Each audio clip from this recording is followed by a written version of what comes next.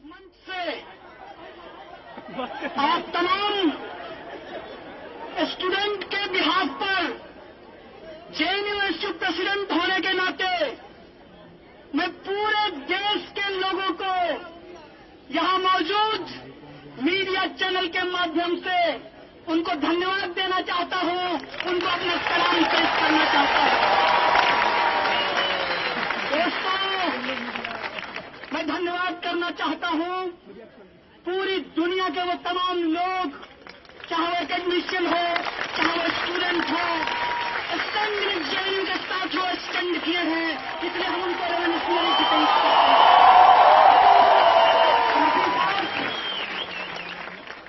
वो तमाम लोग, चाहे वो मीडिया के लोग हों, चाहे वो सिविल सोसाइटी के लोग हों, चाहे वो पॉलिटिकल लोग हों, चाहे वो नॉन पॉलिटिकल लोग हों, वो तमाम लोग आज जो इस जेएनयू को बचाने की लड़ाई के साथ खड़े हैं, जो रोहित वेमुला को न्याय दिलाने के लिए खड़े हैं, उनको मैं लाल सलाम पेश करता हूं, उनको धन्यवाद देना चाहता हूं।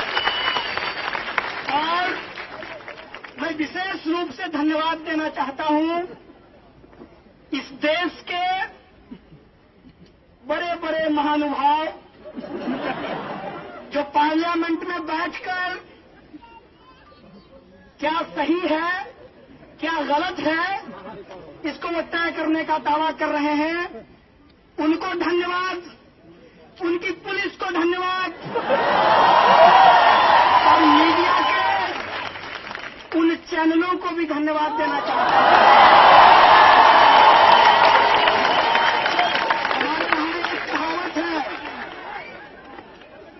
हमारे यहाँ एक कहावत है कि बदनाम हुए तो क्या हुआ, नाम नहीं हुआ।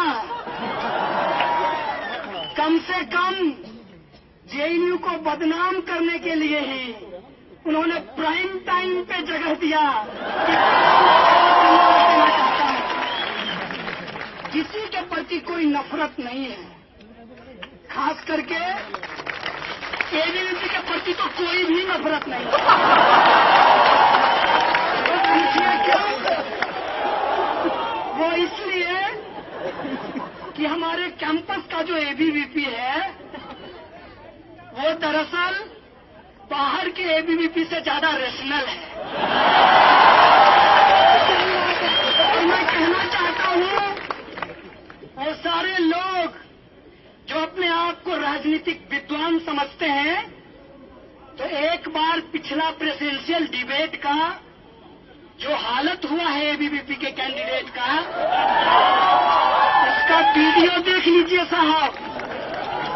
और जो मोस्ट इंटेलेक्ट पर्सन है इस देश में एबीवीपी का, जो जेएनयू का एबीवीपी है, उसको जब हमने पानी पानी कर दिया तो बाकी देश में आपका क्या होगा इसका अंदाजा लगा लीजिए। इसीलिए एबीवीपी के प्रति कोई दुर्भावना नहीं है, क्योंकि हम लोग सच में लोकतांत्रिक लोग हैं। हम लोग सचमुच का संविधान में भरोसा करते हैं। इसीलिए एबीवीपी को दुश्मन की तरह नहीं, विपक्ष की तरह देखते हैं।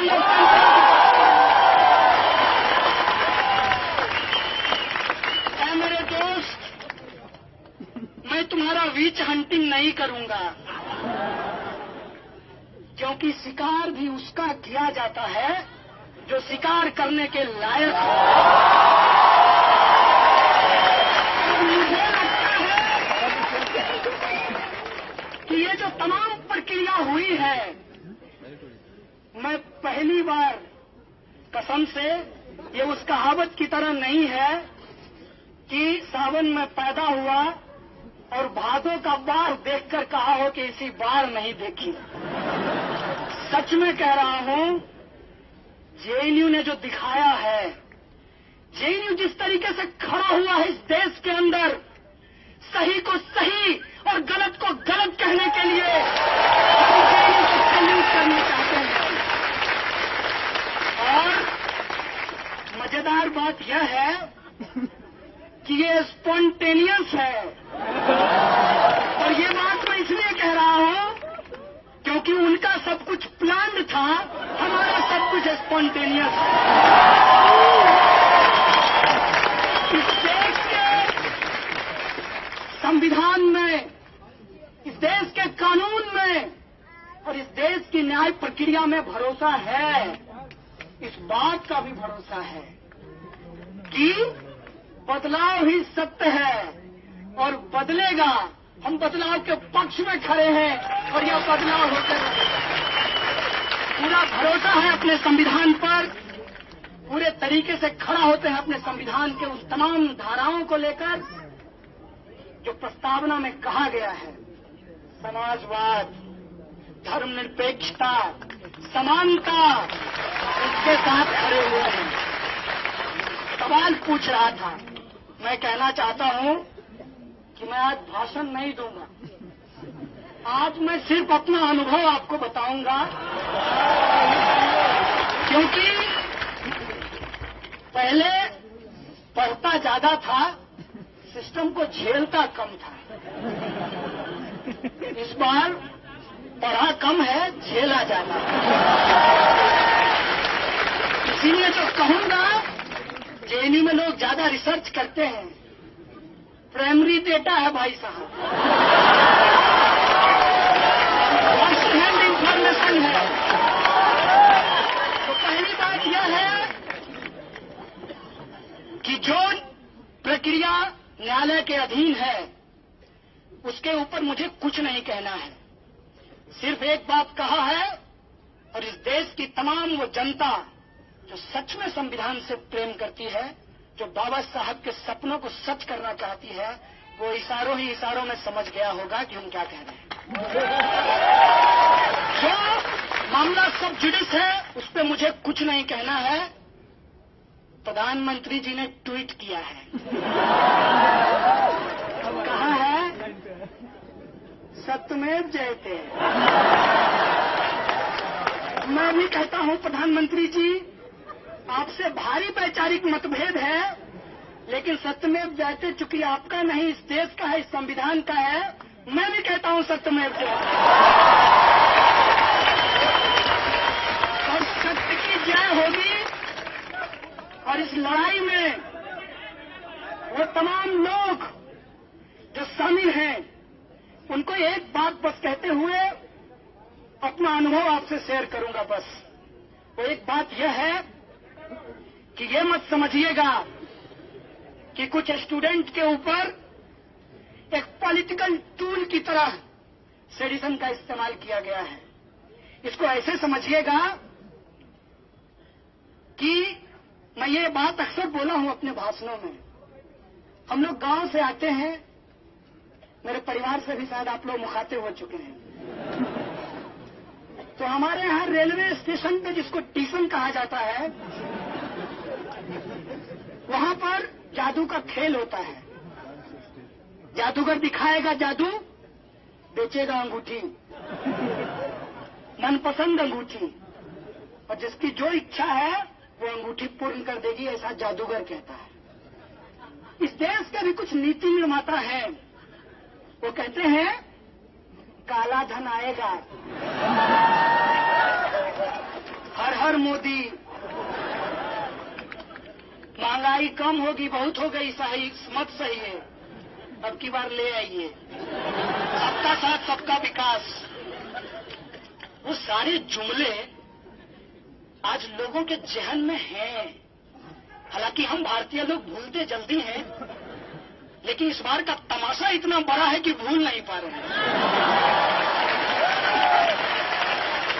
तो कोशिश ये है कि उन जुमलों को भुला दिया जाए, और ये जुमलेबाज कर रहे हैं। और उसको कैसे भुलाया जाए? तो ऐसा करो, इस देश के तमाम जो रिसर्च फेलो हैं उनका फेलोशिप बंद कर दो। लोग क्या करने लगेंगे? कहेंगे फेलोशिप दे दीजिए, फेलोशिप दे दीजिए। फिर कहेंगे कि अच्छा ठीक है, जो 5,000 और 8,000 देता था वही कंटिन्यू रहेगा। मतलब बढ़ाने का मामला गया। बोलेगा कौन? जेएनयू। तो जब आपको गालियां पड़ रही है, चिंता मत कीजिएगा। जो कमाए हैं वही खा रहे हैं आप लोग। इस देश में जन विरोधी सरकार है, उस जन विरोधी सरकार के खिलाफ बोलेंगे तो उनका साइबर सेल क्या करेगा? वो डॉक्टर्ड वीडियो भेजेगा, वो आपको गालियां भेजेगा और वो गिनेगा कि आपके डस्टबिन में कितना कॉन्डोम है। लेकिन ये बहुत गंभीर समय है, इसीलिए इस गंभीर समय में हम लोगों को गंभीरता से कुछ सोचने की जरूरत है कि जेएनयू पे हमला एक नियोजित हमला है, इस बात को आप समझिए। और ये नियोजित हमला इसलिए है कि आप ऑक्यूपाई यूजीसी मूवमेंट को डिलेजिटिमेट करना चाहते हैं। ये नियोजित हमला इसलिए है कि आप रोहित वेमुला के जस्टिस के लिए जो लड़ाई लड़ी जा रही है, उस लड़ाई को आप खत्म करना चाहते हैं।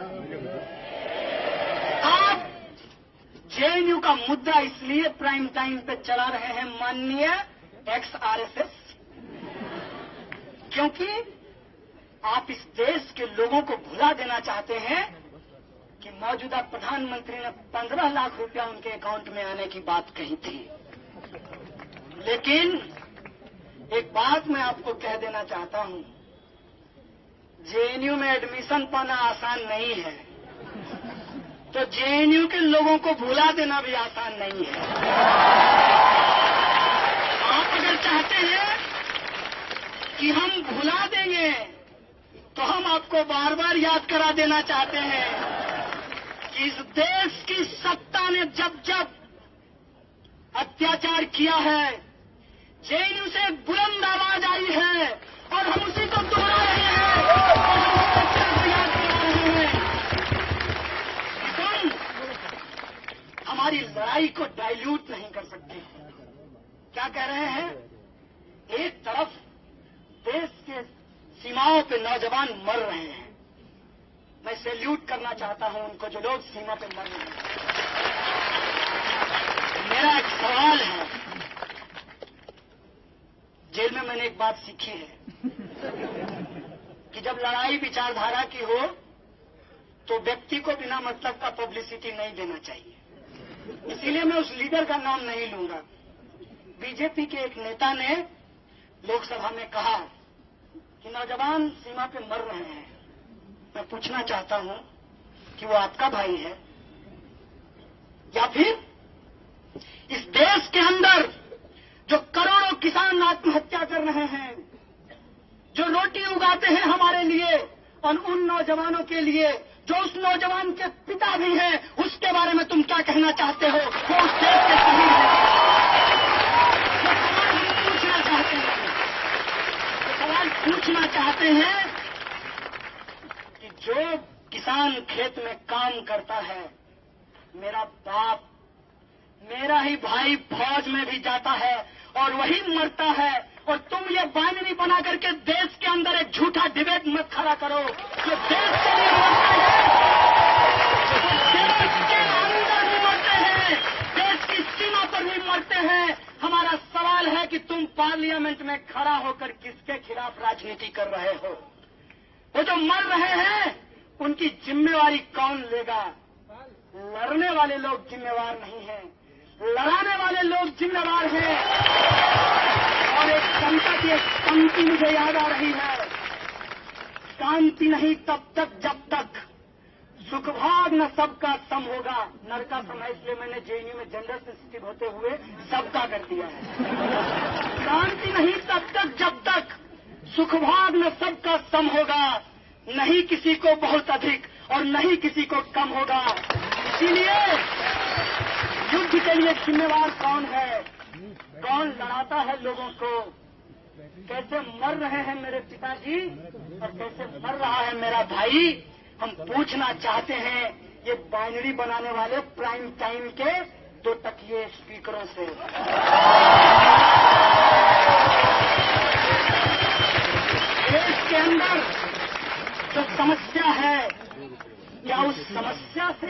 आजादी मांगना गलत है। ये क्या कहते हैं, किससे आजादी मांग रहे हो? तुम ही बता दो कि क्या भारत ने किसी को गुलाम कर रखा है? नहीं। तो ऑब्वियसली भारत से नहीं मांग रहे हैं। भारत से नहीं मेरे भाइयों, भारत में आजादी मांग रहे हैं। और शेर उड़ने में फर्क होता है। अंग्रेजों से आजादी नहीं मांग रहे हैं, वो आजादी इस देश के लोगों ने लड़ करके लिया है। अब मैं अपने अनुभव पे आता हूं। पुलिस ने हमसे पूछा कि आप लोग लाल सलाम क्या करते हैं? ये बात मैं ये आपको कह दूं कि ये इन्वेस्टिगेशन का पार्ट नहीं था। पुलिस हमको कभी खाना खिलाने के लिए, कभी मेडिकल कराने के लिए ले जाती थी। और हम जेएनयू के लोग, उसमें से भी मैं ब्रह्मपुत्रा का, तो मैं बिना बात किए रहता कैसे? तो मैं उनसे बात करने लगा और बात किया तो वो आदमी भी वैसा निकला जैसा मैं। देश के अंदर पुलिस में कौन नौकरी करता है? जिसके पिताजी किसान हों, जिसके पिताजी मजदूर हों, जिसके पिताजी कमजोर वर्ग के हों, वही पुलिस की नौकरी करता है। मैं भी इस देश का one of the backward state Bihar से आता हूं। मैं भी एक गरीब परिवार से आता हूं, मैं भी एक किसान परिवार से आता हूं, और पुलिस में भी गरीब परिवार के लोग ही नौकरी करते हैं। मैं कांस्टेबल, हेड कांस्टेबल और इंस्पेक्टर तक की बात कर रहा हूं। आईपीएस साहब से मेरा ज्यादा इंटरेक्शन नहीं है। तो वो जो सिपाही था उससे बातचीत हुई, और जो भी मैं अनुभव कहूंगा वो बस बातचीत का हिस्सा है। उसने पूछा कि लाल सलाम क्या है? हमने कहा लाल मतलब क्रांति, और सलाम मतलब क्रांति को सलाम। तो कहा मतलब समझ में नहीं आया। बोले इनकलाब जिंदाबाद। बोला जानते हैं? तो बोले क्रांति को ही उर्दू में इनकलाब कहते हैं। कहा ये स्लोगन तो एबीवीपी भी लगाती है। हम बोले अब समझ में आया कि वो नकली इनकलाबी है, हम असली इनकलाबी।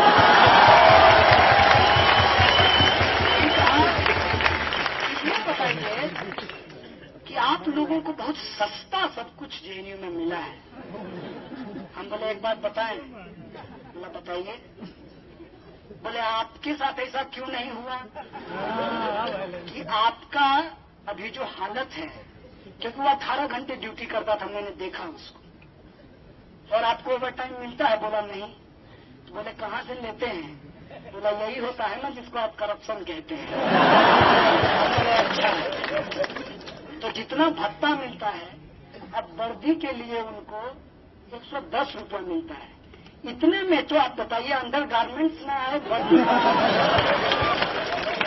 ये बात वो खुद सिपाही बोल रहा है।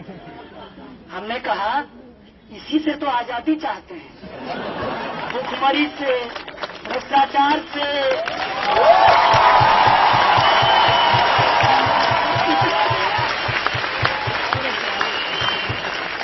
हरियाणा में एक आंदोलन शुरू हो गया, और आप सब लोग जानते हैं कि दिल्ली पुलिस में ज्यादातर लोग हरियाणा से आते हैं। मैं उनको बहुत सैल्यूट करता हूं क्योंकि उन लोग बहुत मेहनती लोग होते हैं।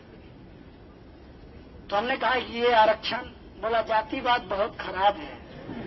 हम बोले इसी जातिवाद से तो आजादी चाहते हैं जिसको। बोला इसमें तो कोई गलत नहीं है, इसमें तो कोई देशद्रोह नहीं है। हम बोला आप ये बताइए कि सिस्टम में सबसे ज्यादा पावर किसको है? बोला हमारे डंडे को। हमने कहा बिल्कुल सही बात। क्या आप ये डंडा अपनी इच्छा से चला सकते हैं?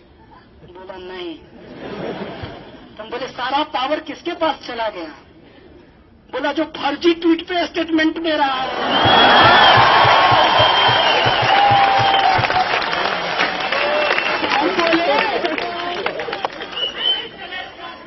हम बोले हम इसी फर्जी ट्वीट करने वाले जो संघी लोग हैं उनसे आजादी चाहते हैं। सच कहें दोस्त, अब ऐसा लगता है कि हम और तुम एक साथ खड़े हैं। हम बोले यार इसमें एक दिक्कत है कि अब सारे मीडिया के लोगों को नहीं कह रहा हूं, हम्बली बोल रहा हूं, क्योंकि सारे मीडिया के लोग वेतन वहां से नहीं पाते हैं, कुछ लोग वहीं से वेतन पाते हैं और मीडिया में काम करते करते उधर पार्लियामेंट में रिपोर्टिंग करते करते अंदर जाने के प्रयास में है। तो उन लोगों ने ही ना ऐसा माहौल बना दिया है कि हम आपसे 1-to-1 बात करते हैं और वो देखिए सनसनीखेज ऐसा कर दिए हैं। बोला सच कहो दोस्त, तो मेरी तो ये इच्छा हुई थी कि जब तुम आओगे, क्योंकि तुम्हारा नाम FIR में आ गया था, हम बोले FIR से पहले ABVP के पर्चे में आ गया था। ABVP का पर्चा में पहले नाम लिख दिया था हम तमाम एक्यूज का, FIR में बाद में नोट हुआ है। तो बोला हम सोचे थे कि तुम आओगे तो बहुत पीटेंगे, लेकिन तुमसे बात करके मेरी इच्छा हो रही है कि मैं उनको जाकर के पीट दूं।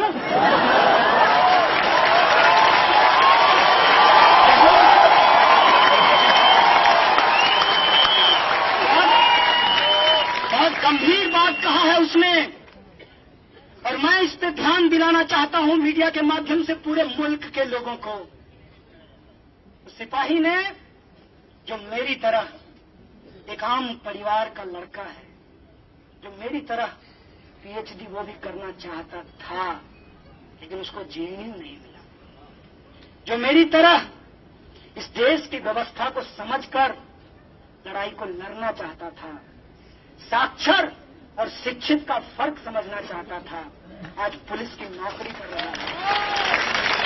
यहां JNU खड़ा होता है, इसीलिए आप JNU के आवाज को दबाना चाहते हैं कि एक कमजोर आदमी PhD ना कर सके, क्योंकि शिक्षा जो बेची जा रही है वहां पे लाखों रुपया देने के लिए उसके पास फीस नहीं होगा, इसलिए वो PhD नहीं करेगा।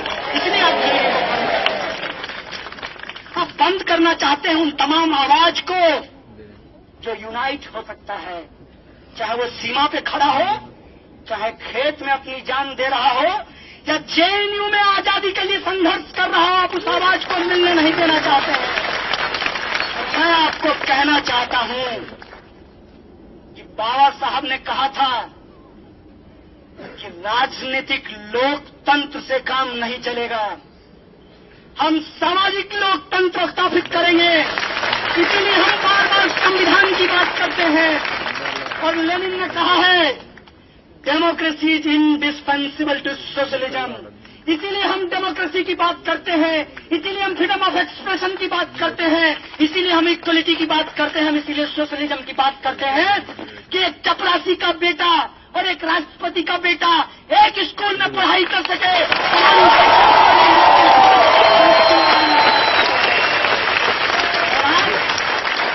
इस आवाज को दबाना चाहिए, लेकिन क्या इत्तेफाक है, विज्ञान में कहा गया है कि आप जितना दबाओगे उतना ज्यादा प्रेशर होगा,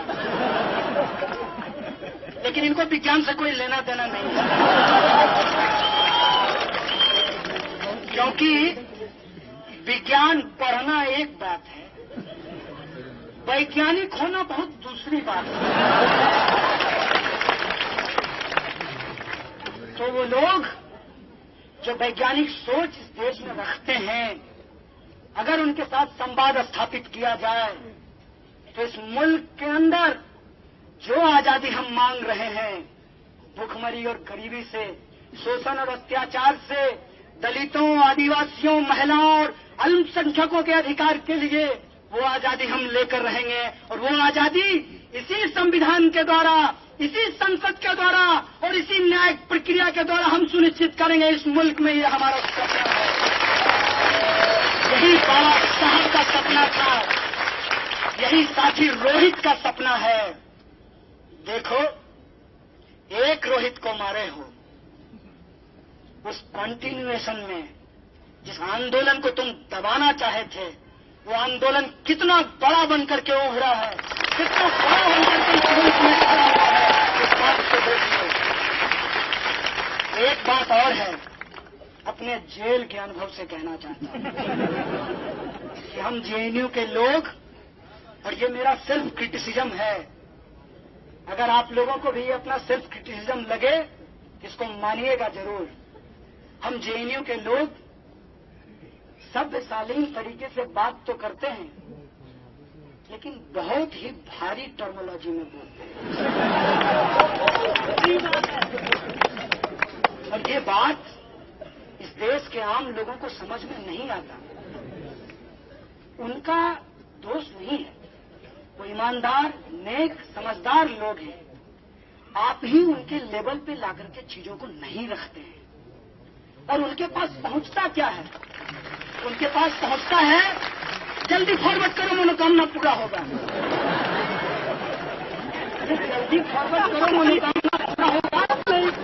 ज्यादा से ज्यादा ग्रुप में भेज दो। अब नोमोर देखते हैं, OLX पे बेचते हैं। ये जो बेचने की मानसिकता बनाई गई है इस देश के अंदर, उसके साथ हमको संवाद स्थापित करना है। और मैं जेल के अनुभव से कहना चाहता हूं कि मुझे जेल में 2 बाउल मिला। एक का कलर कटोरी, एक का कलर ब्लू था और दूसरे का कलर लाल था। तो उस कटोरी को देखकर बार बार ये सोच रहा था कि मुझे डेस्टिनी पे तो कोई भरोसा नहीं है, भगवान को भी नहीं जानते हैं, लेकिन कुछ अच्छा इस देश में होने वाला है कि एक साथ लाल और ब्लू कटोरी है, एक प्लेट है। और वो प्लेट मुझे भारत की तरह दिख रहा था और वो ब्लू कटोरी मुझे अम्बेडकराइट मूवमेंट लग रहा था और वो लाल और मुझे लगा कि अगर इसकी यूनिटी इस देश के अंदर बना दी गई, सच कहते हैं, अब नो मोर देखते हैं, बेचने वाले को भेजते हैं, बेचने वाला नहीं चाहिए, सबके लिए जो न्याय सुनिश्चित कर सके, हम उसकी सरकार बनाएंगे। सबका साथ, सबका विकास, हम सचमुच का स्थापित करेंगे। ये हमारी लड़ाई है। जेल में कड़ा पहरा था,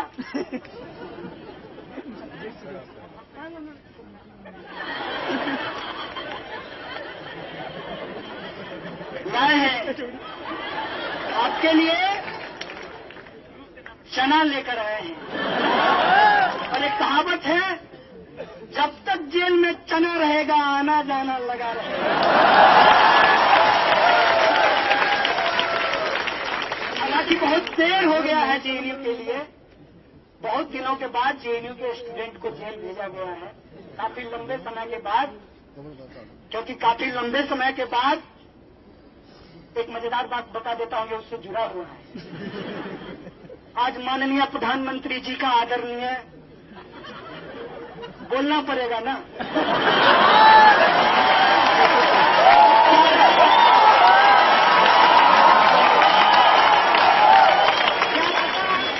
इसको डॉक्टर करके फिर से एक्सपेडिशन लगा दिया जाए। तो माननीय प्रधानमंत्री जी कह रहे थे, स्टालिन और खुर्शेव की बात कर रहे थे। मेरी इच्छा हुई कि मैं टीवी में घुस जाऊं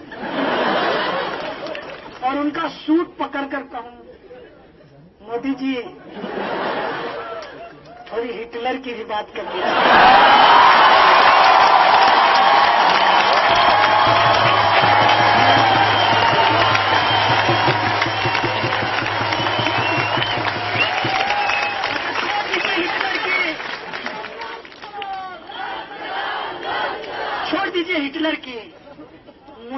की बात कर दीजिए जिसकी काली टोपी लगाते हैं,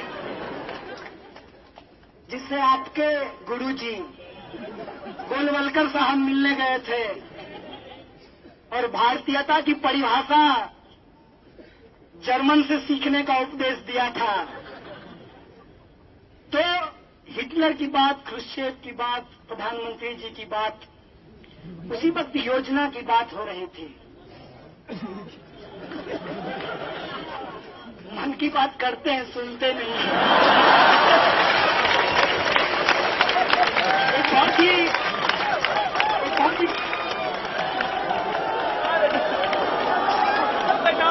ही पर्सनल चीज है।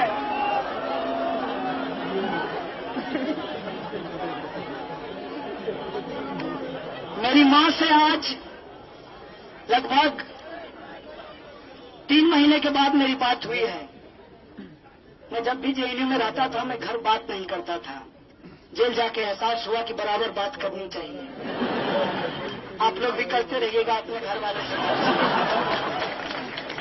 तो मैंने अपने मां को कहा कि तुमने मोदी पे बड़ा अच्छा चुटकी लिया। तो मेरी मां बोली कि नहीं, वो मैंने चुटकी नहीं लिया। चुटकी तो वो लोग लेते हैं, हंसना हंसाना उनका काम है। हम तो अपना दर्द बोलते हैं। जिनको समझ में आती है वो रोते हैं, जिनको समझ में नहीं आती वो हंसते हैं। उसने कहा कि मेरा दर्द है, इसलिए मैंने कहा था कि मोदी जी भी किसी की मां का बेटा है। मेरे बेटे को देशद्रोह के आरोप में फंसा दिया है। तो कभी मन की बात करते हैं, कभी मां की भी बात कर लें। मेरे पास कोई शब्द नहीं था उसको कहने के लिए, क्योंकि इस देश के अंदर जो हो रहा है उसमें एक बहुत ही खतरनाक प्रवृत्ति है।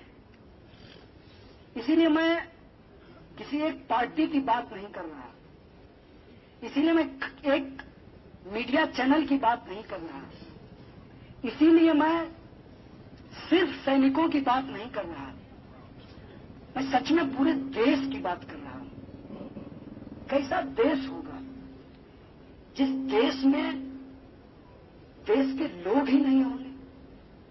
आप सोचिए, जेएनयू के पक्ष में अगर जो लोग खड़ा हुए हैं उनको बार बार सैल्यूट करने की जरूरत है, क्योंकि वो इस बात को समझ रहे हैं कैसे लोग आते हैं जेएनयू में। यहां पर 60% लड़कियां पढ़ती हैं। देश का एकमात्र संस्थान, मैं दावे के साथ कह सकता हूं, तमाम कमियों के बावजूद जेएनयू एकमात्र ऐसा संस्थान है जो रिजर्वेशन पॉलिसी को लागू करता है। और जहां लागू नहीं करता वहां लागू कराने के लिए हम लोग लड़ते हैं, संघर्ष करते हैं। यहां जो लोग आते हैं, ये बात मैंने आज तक आप लोगों को नहीं कहा होगा और आप लोगों को मालूम भी नहीं चला होगा कि मेरा परिवार 3,000 रुपए में चलता है। क्या मैं पीएचडी कर सकता हूं किसी बड़ी बड़ी यूनिवर्सिटी में? और इस तरीके से जेएनयू पे जब हमला किया जा रहा है और जो लोग इसके पक्ष में खड़ा हो रहे हैं, मुझे कोई संपत्ति नहीं है किसी राजनीतिक पार्टी से, क्योंकि मेरी अपनी एक विचारधारा है। लेकिन जो लोग खड़ा हो रहे हैं उनको भी देशद्रोही कहा जा रहा है। सीताराम येचुरी को भी मेरे साथ देशद्रोह के केस में डाल दिया, राहुल गांधी को मेरे साथ देशद्रोह के केस में डाल दिया, डी राजा को देशद्रोह के केस में डाल दिया, और जो मीडिया के लोग केजरीवाल को डाल दिया। जो लोग मीडिया के लोग जो जेएनयू के पक्ष में बोल रहे हैं, दरअसल वो जेएनयू के पक्ष में नहीं बोल रहे हैं, वो सही को सही और गलत को गलत बोल रहे हैं।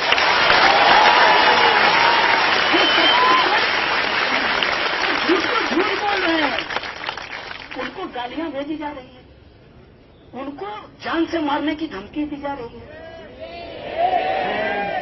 ये कैसी स्वयंभू राष्ट्रभक्ति है भाई साहब।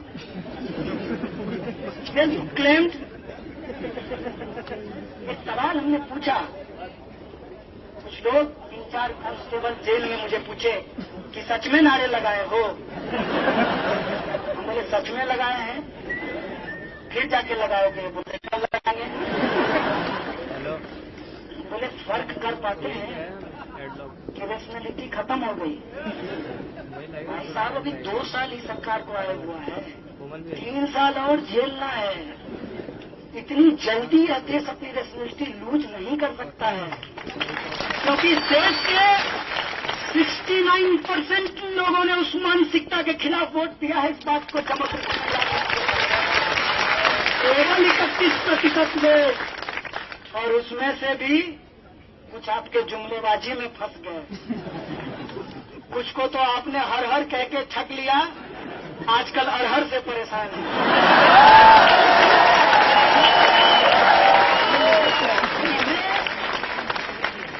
आप अपनी हमेशा के लिए जीत मत समझिए। और यह बात सच है कि 100 बार झूठ को झूठ कहते हैं तो वो सच हो जाता है, लेकिन ये झूठ के साथ होता है, सच के साथ नहीं होता। क्या 100 बार हम सूरज को चंद्रमा चंद्रमा कहेंगे तो वो चंद्रमा हो जाएगा, वो सूरज ही रहेगा। 1000 बार कह लीजिए। आप झूठ को ही झूठ बना सकते हैं, आप सच को झूठ नहीं बना सकते। और यह जो आपकी साजिश है, इनका ध्यानाकर्षण प्रस्ताव जैसे लोकसभा में ये लाते हैं, बाहर में, लोकसभा के बाहर देश में ध्यान भटकाओ प्रस्ताव इनका चलता है। जनता के जो वाजिब सवाल हैं उनसे लोगों को भटका दिया जाए, लोगों को फंसा दिया जाए, जिसमें नया नया एजेंडा है। इधर ऑक्यूपाई यूजीसी चल रहा था, साथी रोहित की हत्या हो गई। साथी रोहित के लिए आवाज उठाया, देखते देखते देखिए देश का सबसे बड़ा देशद्रोह, राष्ट्रद्रोहियों का अड्डा, ये चला दिया। ज्यादा दिन चलेगा नहीं तो इनकी अगली तैयारी है, राम मंदिर बनाएंगे।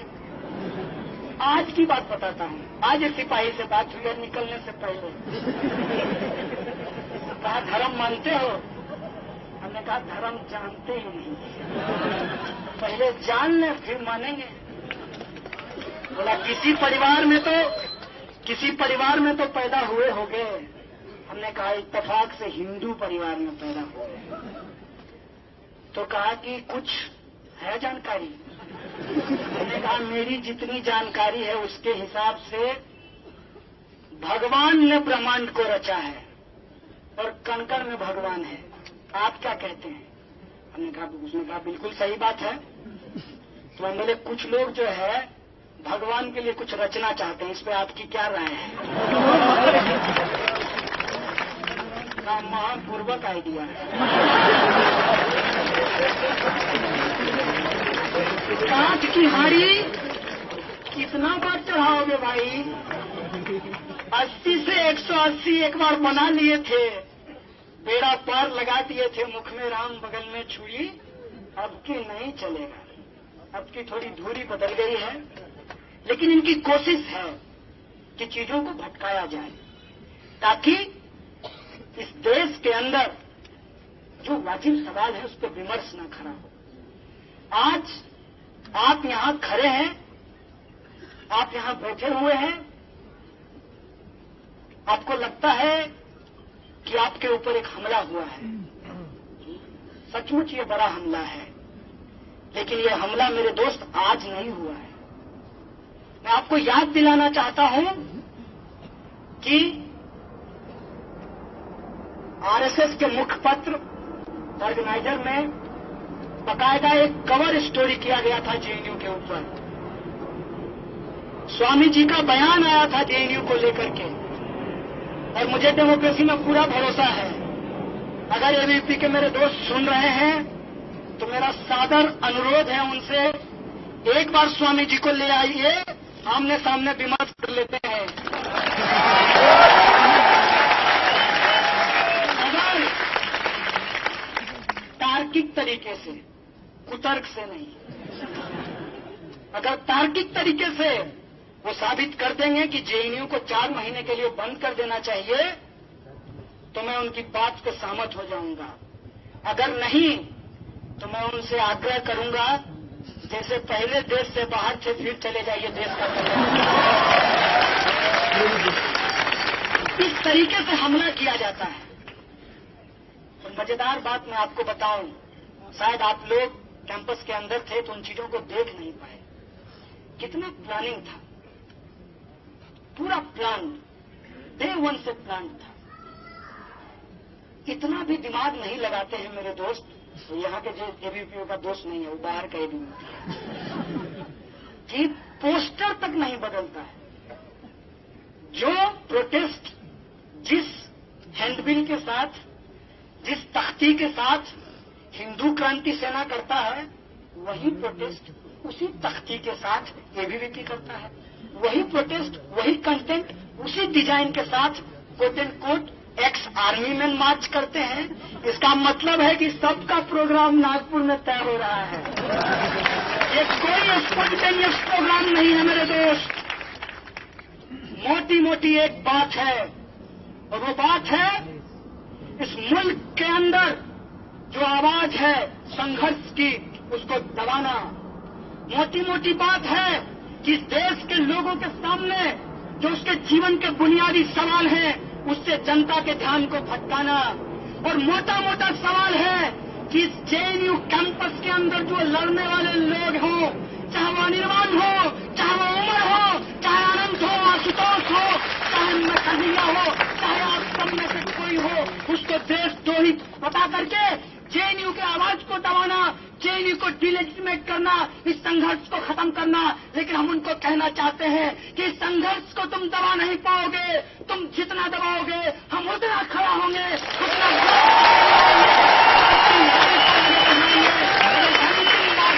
मेरे दोस्त। ये लंबी लड़ाई है, बिना रुके, बिना झुके, बिना सांस लिए इस लड़ाई को हमको आगे बढ़ाना है। और इस कैंपस के अंदर जो देश को विभाजित करने वाली ताकत हो, चाहे एबीवीपी के लोग हों, चाहे इस कैंपस के बाहर आरएसएस और भाजपा के लोग हों, जो इस देश को बर्बादी के कगार पर लाना चाहते हैं, उनके खिलाफ हम एकजुट होकर खड़ा होंगे। जेएनयू खड़ा होगा, इतिहास बनाएगा, इतिहास बन रहा है। और जो लड़ाई ऑक्यूपाई यूडीसी मूवमेंट के दौरान छेड़ी गई, जो लड़ाई साथी रोहित वेमुला ने छेड़ा है, और जो लड़ाई आप लोगों ने छेड़ा है, इस देश के अंदर अमन पसंद, प्रगति पसंद लोगों ने छेड़ा है, उस लड़ाई को हम लड़ेंगे, जीतेंगे, यही हमारा विश्वास है। और इन्हीं शब्दों के साथ एक बार फिर से आप तमाम लोगों को शुक्रिया अदा करते हुए, वो तमाम लोग जो इस लड़ाई में शामिल हुए हैं, उसमें आप लोगों को शरीक बने रहिए, इस बात की अपील करते हुए अपनी बात को खत्म करूंगा। शुक्रिया। इंकलाब जिंदाबाद, छात्र एकता जिंदाबाद, सामाजिक न्याय जिंदाबाद। संघर्ष करेंगे, जीतेंगे।